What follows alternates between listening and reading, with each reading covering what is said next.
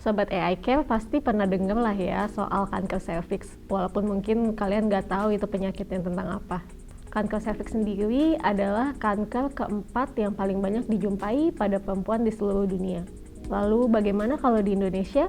Di Indonesia sendiri, berdasarkan data dari Globocan tahun 2020, kanker serviks adalah kanker perempuan terbanyak kedua dengan kasus sekitar 36.000 kasus. Karena itu sebagai perempuan, ada baiknya kita juga harus tahu tentang tanda-tanda awal serta bagaimana cara untuk mendeteksi dini kanker serviks. Simak video kita kali ini.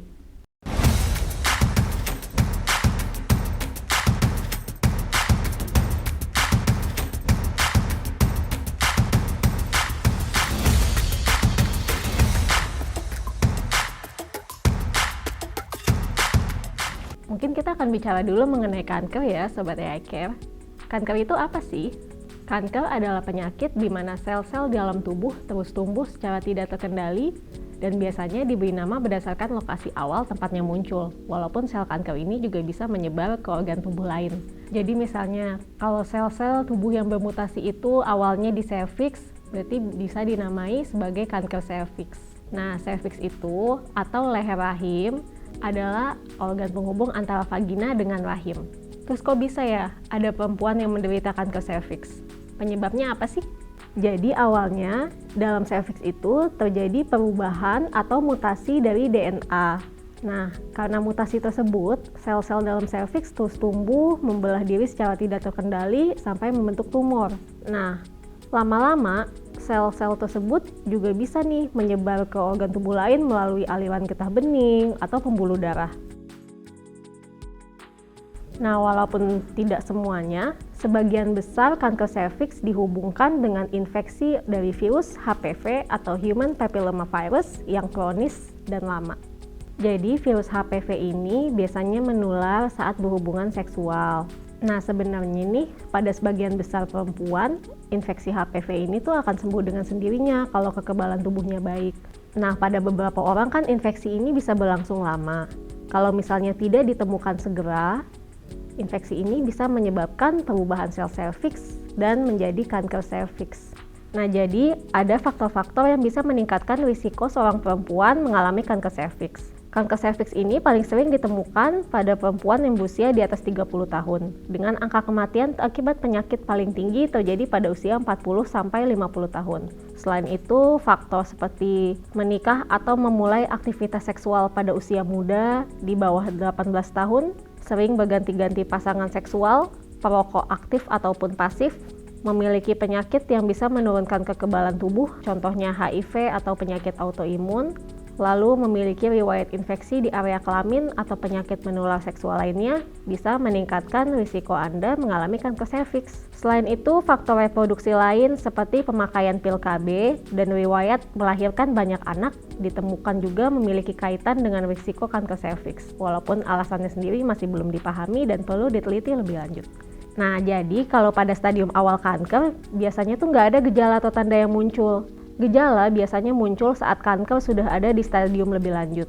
Nah, keluhannya itu bisa berupa pertama perdarahan dari vagina. Perdarahannya ini bisa muncul antara periode menstruasi yang lebih berat atau lebih panjang dari normal. Perdarahan juga bisa muncul setelah menopause atau saat berhubungan seksual.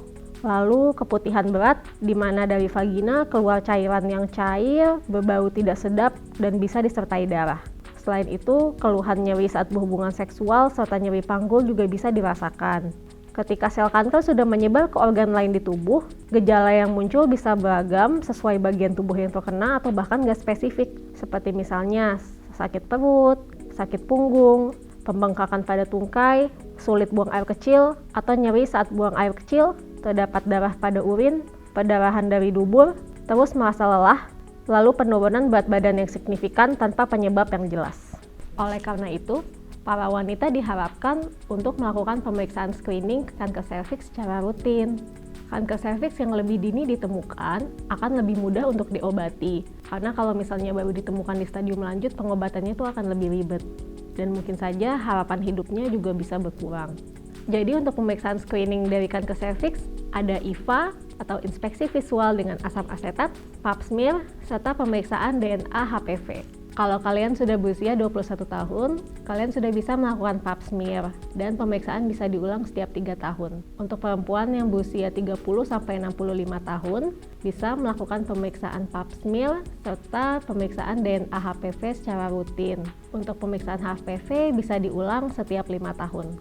Atau bahkan bisa juga dikombinasikan antara pap smear dengan HPV. Biasanya sih pemeriksaannya juga diulang selama 5 tahun. Kalian bisa mencegah kanker serviks dengan melakukan vaksin HPV. Untuk vaksin HPV sendiri sebenarnya disarankan bagi orang-orang yang belum aktif secara seksual. Jadi biasanya diberikan pada anak-anak yang berusia 9-14 tahun. Nah, bagi yang sudah dewasa sebenarnya bisa juga untuk divaksin. Tapi sebaiknya diperiksa dulu dengan pap smear. Nah, karena berganti-ganti pasangan seksual adalah faktor resiko dari kanker serviks, sebaiknya jangan berganti-ganti pasangan seksual ya. Kalian juga sebaiknya menggunakan kondom untuk mencegah penularan infeksi menular seksual serta HPV.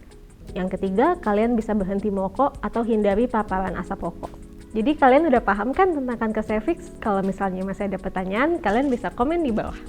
Suka dengan konten-konten kita? Jangan lupa untuk kunjungi situs kami dan follow sosial media kami. AI Care, your smart health companion.